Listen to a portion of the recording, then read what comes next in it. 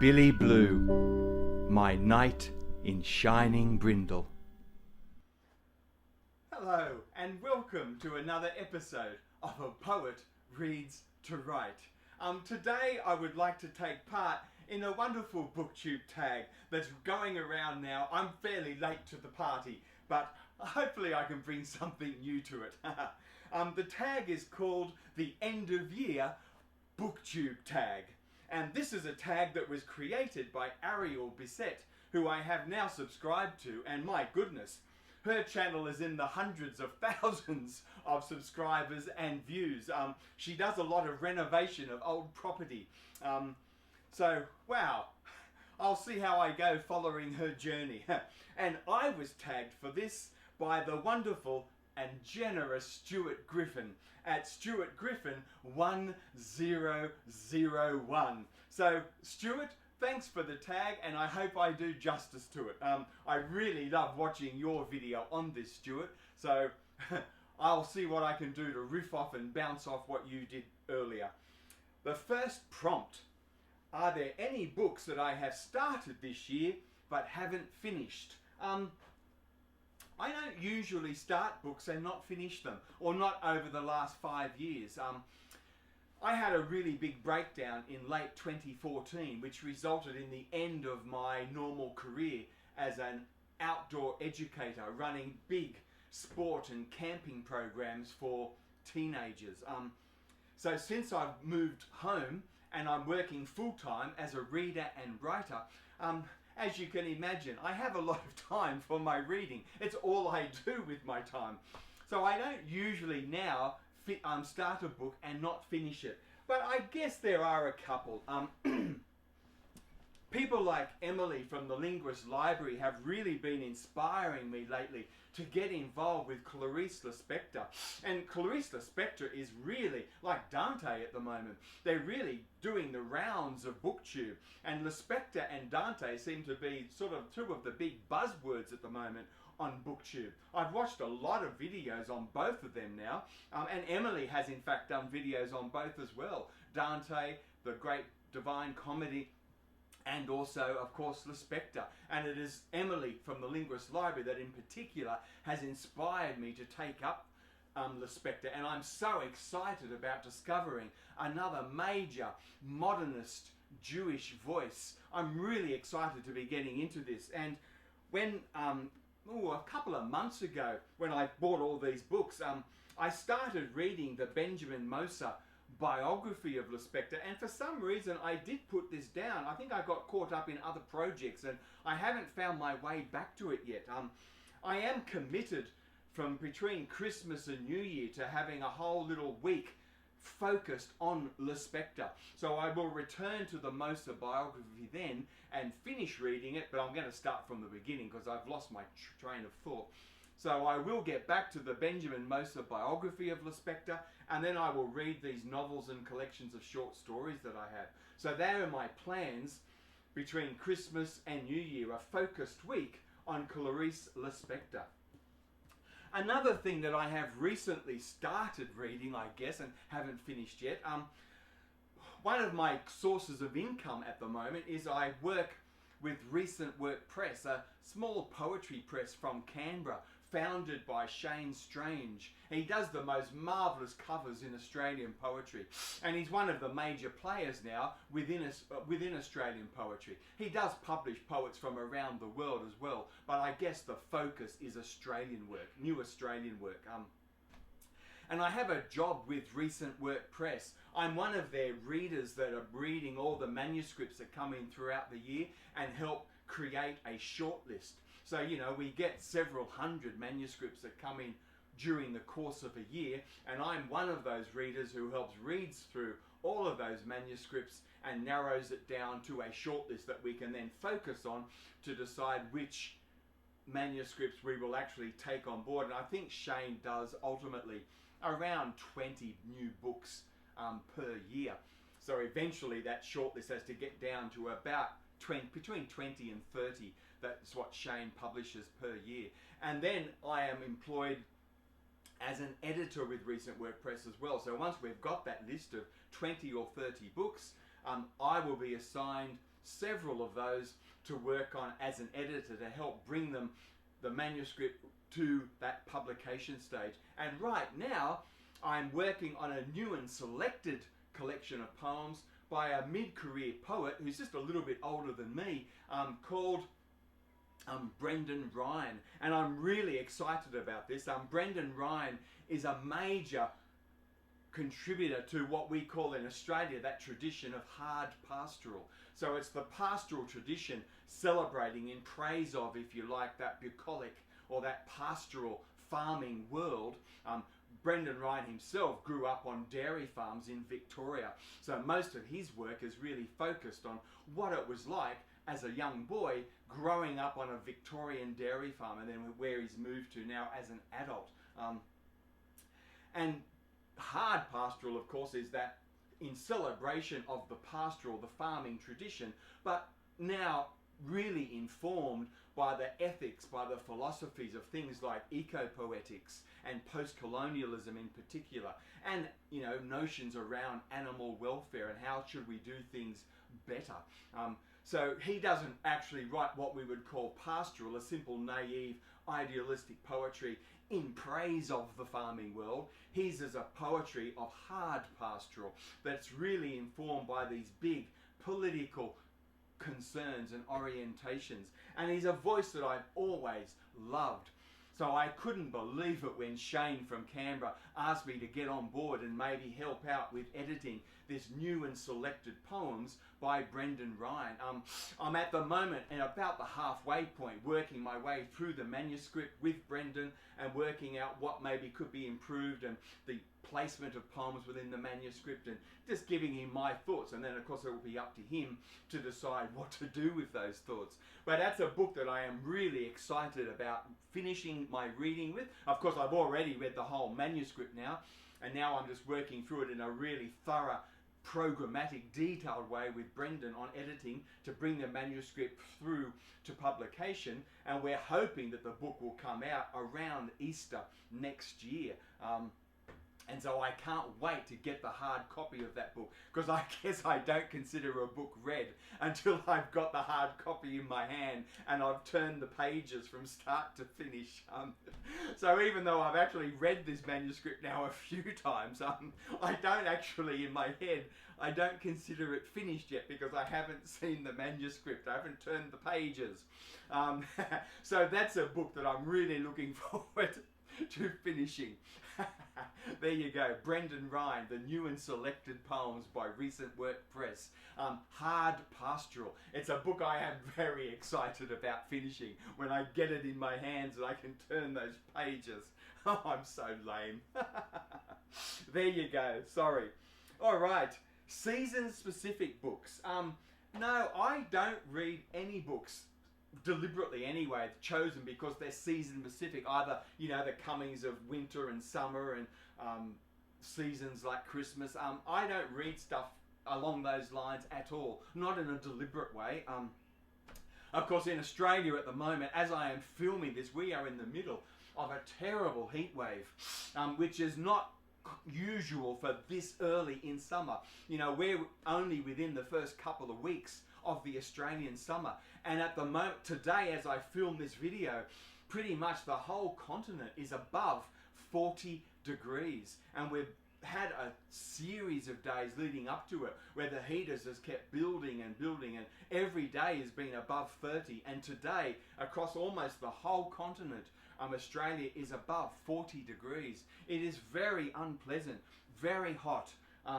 My poor Billy really struggles with the heat. I do as well. I much prefer winter. I'm a cold weather man. I don't like all this heat. I'm not a beach person at all. I can't stand sand and salt water. I'm not your cliched image of a bronzed Aussie at all. I like to hide away and stay with my books in the cool. So I'm in my little tiny home today with the air conditioner on because I have no choice. I have to have it on for my Billy. He would just melt. Greyhounds are just all bone and muscle and they can't regulate their body temperature very well. So they really feel the hot and cold. And the cold is easier to manage because I can get him down into his snoozer snuggler, his beautiful bed. And I've got pajamas for him, fleece-lined pajamas and blankets. And I can keep him warm. And other than turning the air conditioner on, there's nothing you can do to manage and escape the heat. So today we are hiding away from this terrible heat. But no, I don't have any books that I read that are specific to summer, to Christmas. I don't know why. I think it would be really good for me if I did read seasonal books like that. I think it would be fun and would really add to the rhythm of reading life through a 12-month period.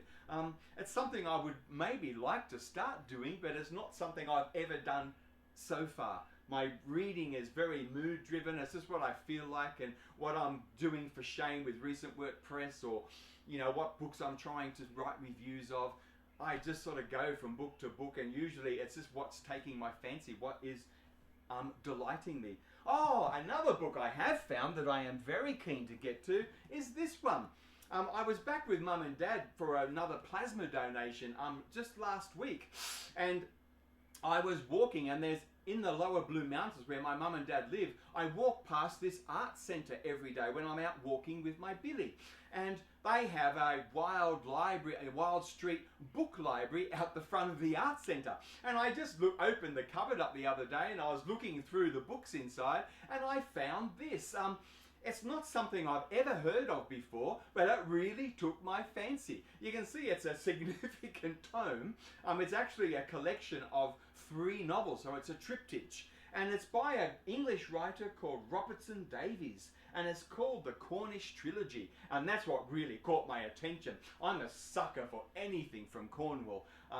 I just love the archaeology, the history, going right back to the Neolithic times, but of course particularly in the Bronze Age, because so much tin from all through the Mediterranean world that went into creating all that bronze was of course made from Cornish tin. It was the major source of European tin in the Bronze Age. That's where all the wealth of Cornwall of course was centred.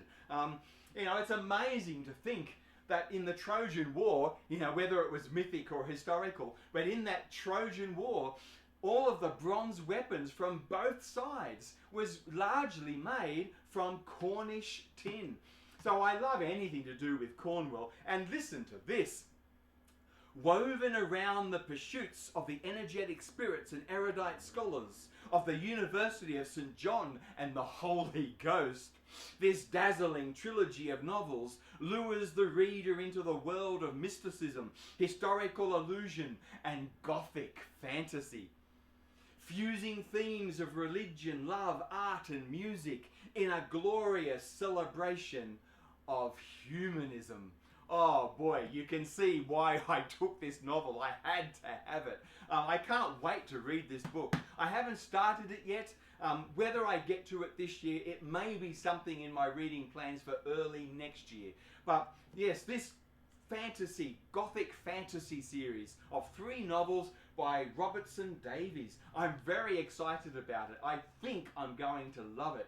And I love these chance finds that turn a life around and, for a few weeks give you such delight and wonder and meaning. So I'm really looking forward to getting into this book. There you go. All right. A new release you are waiting for. Oh boy. All right, in my last video, I had a problem with my volume, and I was pretty sure it was simply a faulty lead. Maybe the microphone I bought was faulty, but it's brand new and it's a very good brand. So I had a feeling I had a problem with a connecting lead from the microphone to my phone. So I went back to the Apple shop to get the problem fixed, and I think it is fixed. So the volume on this video should be perfect. But while Mum was looking after my Billy Blue, and I was down in Penrith getting this at the Apple shop, getting my problem fixed up, I was able to travel to a few bookshops in Penrith, and oh boy, there were some new releases which I have been hankering for, and I didn't have, and I wasn't sure I had the money for them. But anyway, I've splurged. To begin with, my beautiful daughter Rhiannon, she's just got me a few of them. This is not a new release. This is a couple of novels ago by Tim Winton, who I talked about on a previous video. His novel, Cloud Street, is outside of the world of Virginia Woolf. Is probably my favourite novel of all time outside that world of Virginia Woolf. And he wrote this novel, The Shepherd's Hut, a few years ago, but I'd never had it before. So my daughter Rhiannon has given me a copy of The Shepherd's Hut. It's a lovely hardback book, as you see. So I'm really excited to finally get to this and read this book. And then what I was really hankering for, Tim Winton has just done a new book called Juice. And I haven't started this yet. Rhiannon's only just given it to me. It's going to be a struggle for me because in a sense it's a dystopia informed by the eco-poetics of around climate change. And Tim Winton is a Western Australian writer, and in particular he's a very coastal person. He does a lot of snorkeling and scuba diving, and he explores the reefs off the WA coast. And he's a real greenie. He's done a lot of work for green organisations, really trying to manage that coastal environment better.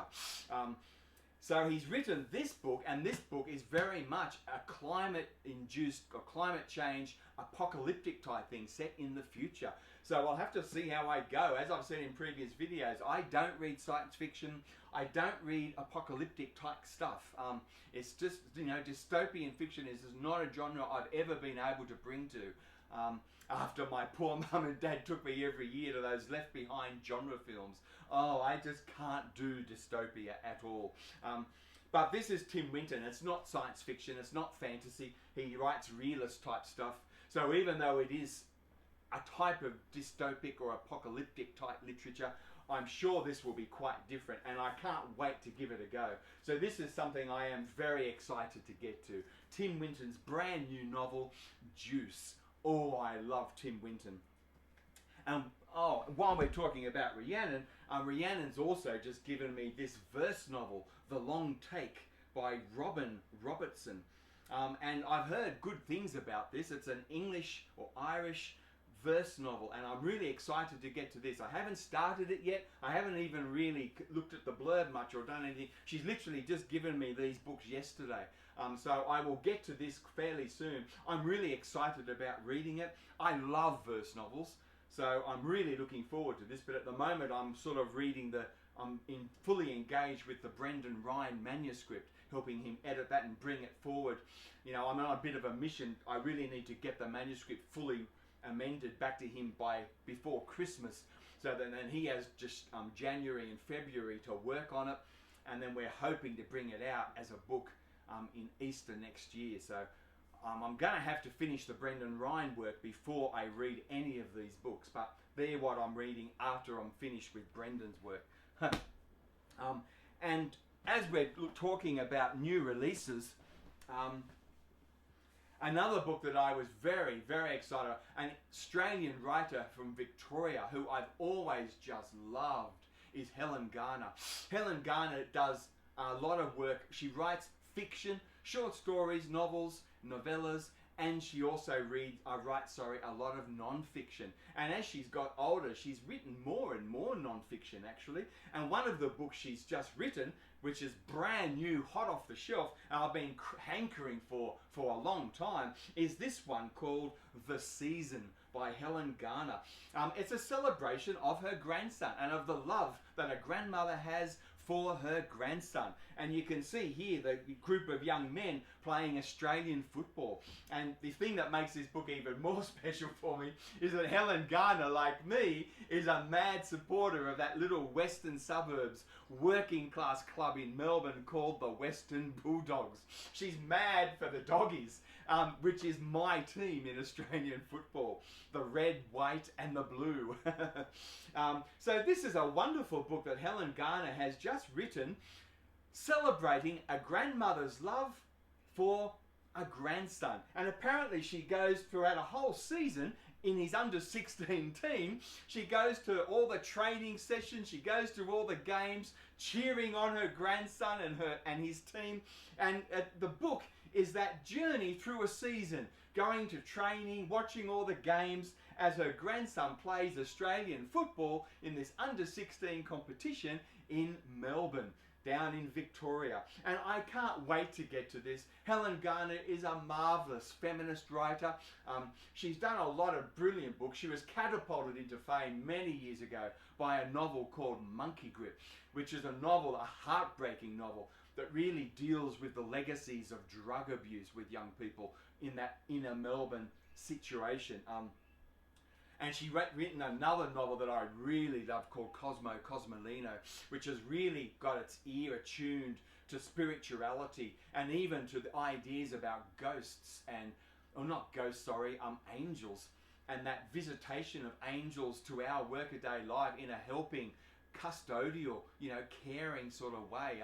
Cosmolino is a book that really just had a profound impact on me with my own religious background. It's a novel I've always loved and I try to return to every 10 or so years. But yes, as I said, Helen Garner, as she's got older, she's actually written more and more non-fiction. And this book, The Season, is a book along with Tim Winton's Juice I am very excited to get to. I've been waiting to get this. So I bought this just recently when I was in Penrith. And while I was in Penrith, I also bought this brand new collection of poetry by Judith Bishop. I thought to begin with it was actually called Cicada, but it's not Cicada, it's Circadia, which is a very curious title. Judith Bishop is a young poet. She'd be at least 10 or 20 years younger than me. And she's a poet I've always loved. She's quite a formal poet, I guess. But a beautiful lyrical images voice. She's a poet I've just always loved. I was really lucky a few years ago when I had my book, one of my books recently that came out called Fume, which was published with the University of Western Australia Publishing. Judith Bishop reviewed Fume for Cordite Poetry Journal, which is an e-journal which anybody can read for free. So if you would like to read a review of my book called Fume, Judith Bishop wrote a wonderful review of Fume for Cordite, which is the largest, most prestigious e-journal of Australian poetry. It's a very, very important Australian journal of poetry and poetics. So Judith Bishop, I can't wait to get to this. And then while I was in Penrith, I also found this new and selected poems of Margaret Atwood. As I've already said, I don't read dystopia, so I can't come at Margaret Atwood's novels, not the dystopic novels at all. I just can't do, I'm allergic to dystopia after, as a kid, watching all those Left Behind genre films. I think I always knew I was going to be left behind, and they scared the living daylights out of me.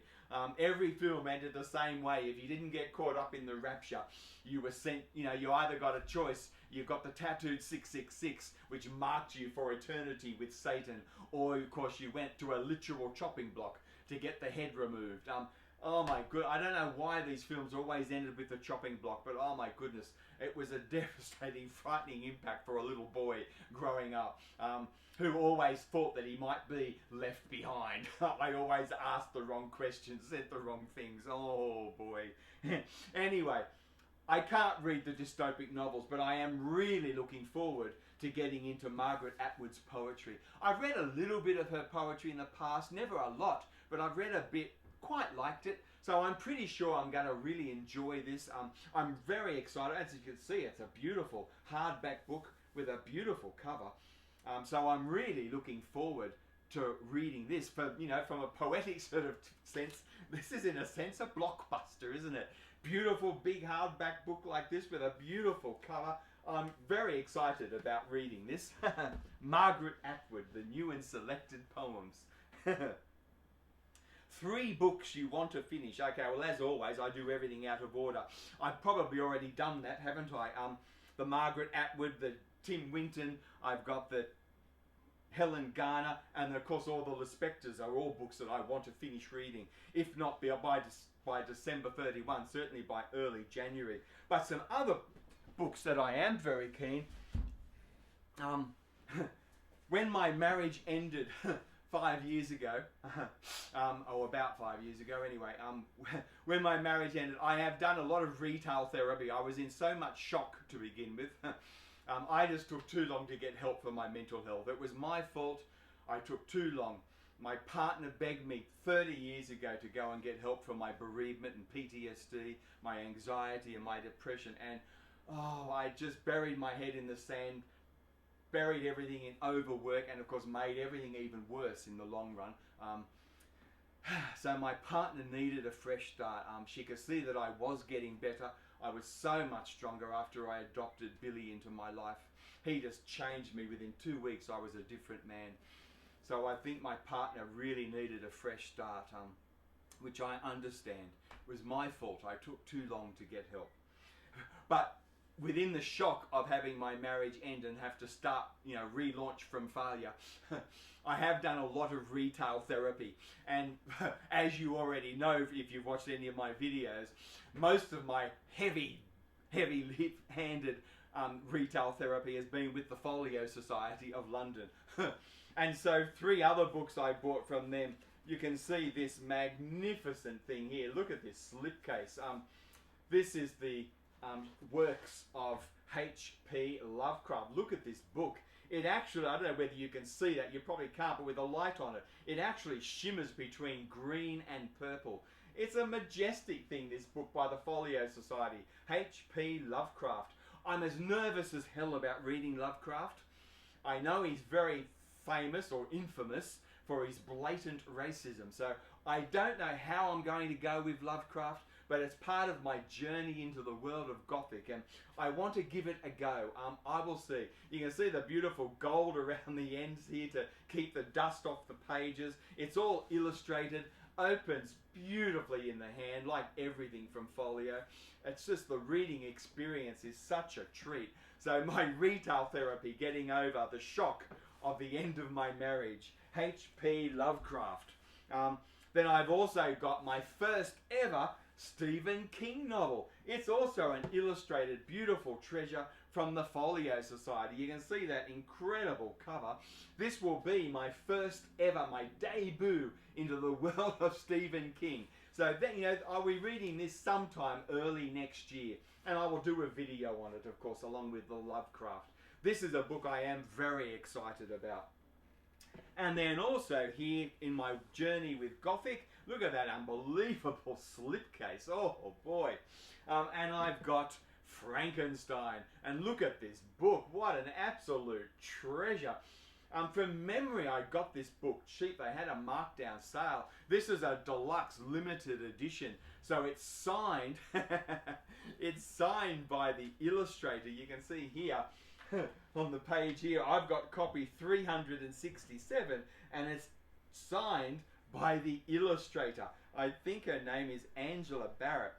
Not a book illustrator I've ever come across before. Yes, Angela Barrett. And it's introduced by Richard Holmes, this particular edition by the Folio Society. You can see that one illustration, but it's fully illustrated right through. It's got beautiful silver on all the ends here to keep the dust off the pages. It just opens, oh my goodness. Anything by Folio is just such a treat. It's got the beautiful silk ribbon to mark your place, and oh my goodness. I'm really looking forward to getting back to reading Frankenstein again. I've also got over there Jekyll and Hyde and Dracula, and I've bought from the Folio Society also the works of the Bronte sisters, you know, their contributions to the great Gothic imagination. So as well as reading the Shirley Jackson and the Stephen King. You know, I'm really interested in getting back to Henry James and the origins of 19th century Gothic imagination. So these are things I'm really excited about as we move into January and February. Books I have in my reading future. An unexpected treasure that you might become one of my favourites. Well, I guess that would very much be the Clarice Lispector. I'm really excited about this. I've started watching a lot of BookTube videos on Lispector, particularly everything that Emily has done from the Linguist Library, but quite a few other BookTubers have also done videos now on Lispector.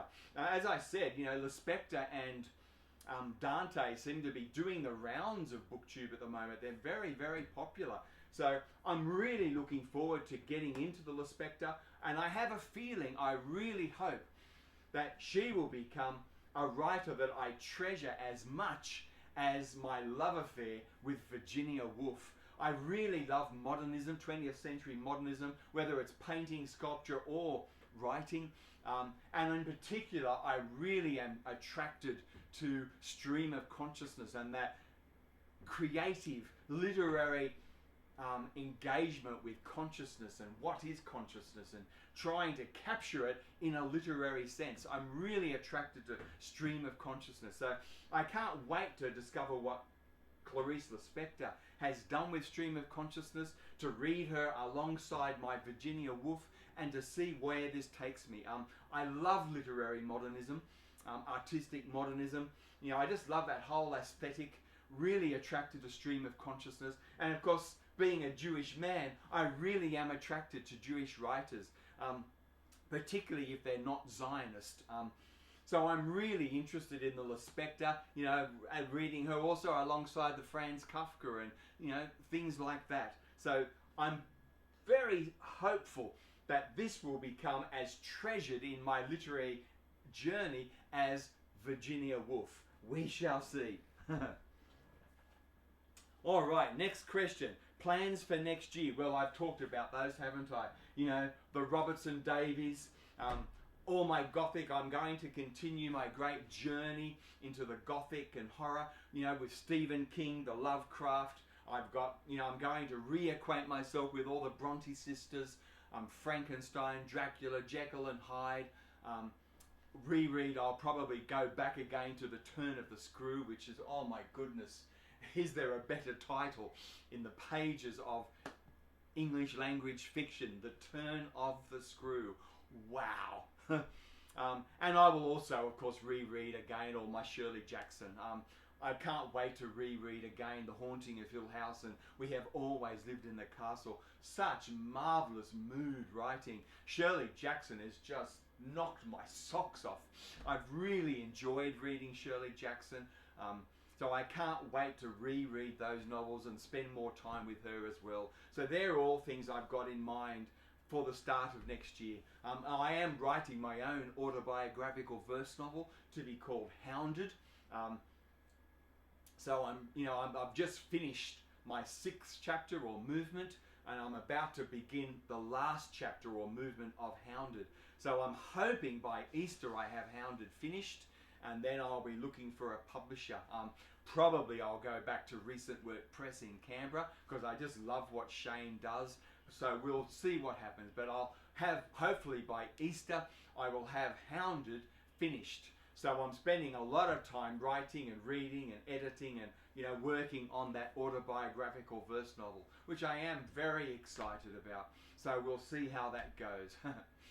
It's one of the reasons why I've got my BookTube, because at the moment I don't do poetry festivals or, you know, book festivals, book signings. At the moment I'm just, I don't know, since the end of my marriage I've sort of felt like sort of retreating a little bit into this tiny home that I've built and just keeping quiet and hidden away. And I've got Billy, I've got my library, my grandkids, my children, and at the moment that's about all I can cope with. My mum and dad, of course.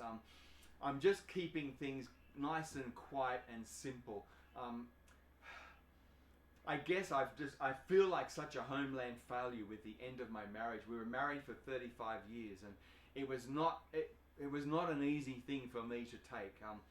My fault, I took too long to get help. and I just wore my partner down. She spent so much time caring and looking after me, and you know, she's had to see and witness things and have me committed to psychiatric hospitals, and it really, I think, emotionally wore her down, and that's my fault. I should have got help sooner. So one of the legacies, the cost of that, is the end of my marriage. So I have really hidden away. So my publisher, Shane, at Recent Work Press in Canberra, you know, they've asked me, you know, what am I going to do to help sell books? So if I'm not going to go to book festivals, this BookTube channel is my way of promoting, marketing my books vicariously. So if you feel like buying a collection of poetry, on my YouTube channel you can go to links to buy Fume and Cactus, my two current collections of poetry, and then there will be links at some stage next year when I finish Hounded, where you can take a look at Hounded. And if you're interested in getting a taster, I have now done a video where I recorded myself reading the first 2 chapters from that autobiographical verse novel. I think it's called Hounded Redemption in Heartache. So if you go to that video, you can hear me read the first 2 chapters from that autobiographical verse novel. Oh, and I hope you love the new shirt. While I was in Penrith, I went to this wonderful company called Threadheads, and I bought myself half a dozen brand new t-shirts to show off on my BookTube channel. So this is the first one that you've seen, and I'll read the next 5, or wear the next 5, one in each video over my next 5 videos. So I've got these lovely brand new shirts, all with beautiful pictures like this, to show off as I do my next half a dozen videos. So while I've got books to look forward to in my future, I've also got these brand new shirts to wear. And I've made a promise to myself that I won't wear a shirt until I make the video. So each shirt will be brand new, unseen, unwashed, unworn before I put it on for a new video. So in my future, books, t-shirts, and of course my wonderful Billy Blue. And I can't wait to spend a lot of time over Christmas New Year also with my 2 little grandkids, Jeremy and Eloise. Oh, absolute bliss. I love being a Popeye. Yes, my grandkids call me Popeye. I just love it. I am Popeye. And I'm just, in love with Jeremy and Eloise so much. They're just an absolute delight. So, thank you.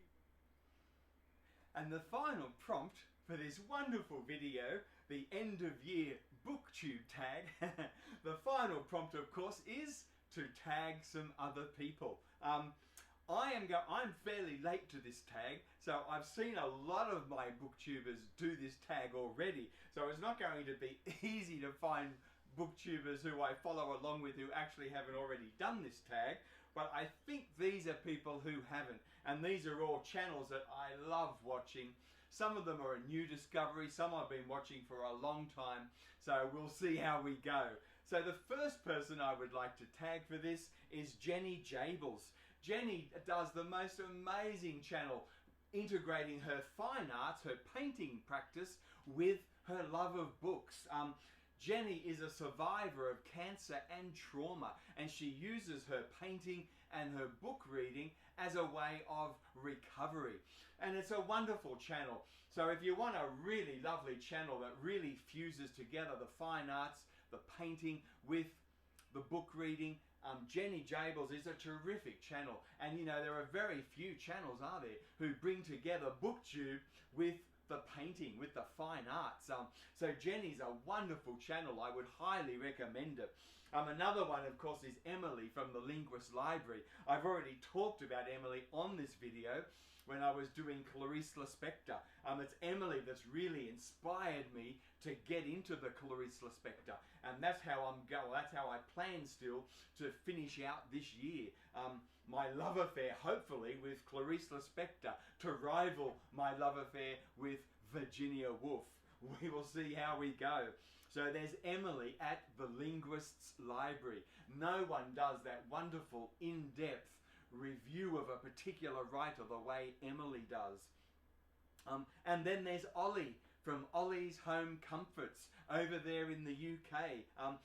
Ollie is in his second manifestation of BookTube, and he does it sort of a fusion of lifestyle channel with book reading. I hope he still continues to read books as well. Anyway, that's what Ollie was doing.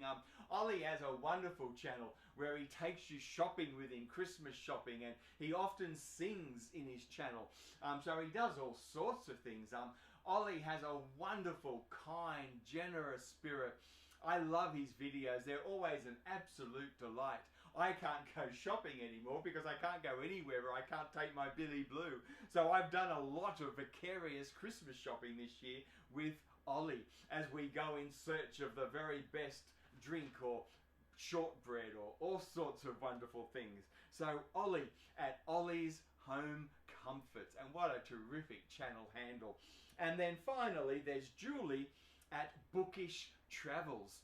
Julie is a new discovery for me for BookTube. She does amazing stuff, another UK booktuber, and as well as doing a lot of reviews on contemporary fiction and all sorts of books and non-fiction. She often gets me out into castle ruins and old churches, and she has a terrific ear and eye for celebrating place in the United Kingdom. So unlike me, she's not bound to the chair sitting as a talking head. She actually gets you out and about with her on bookish travels and bookish adventures.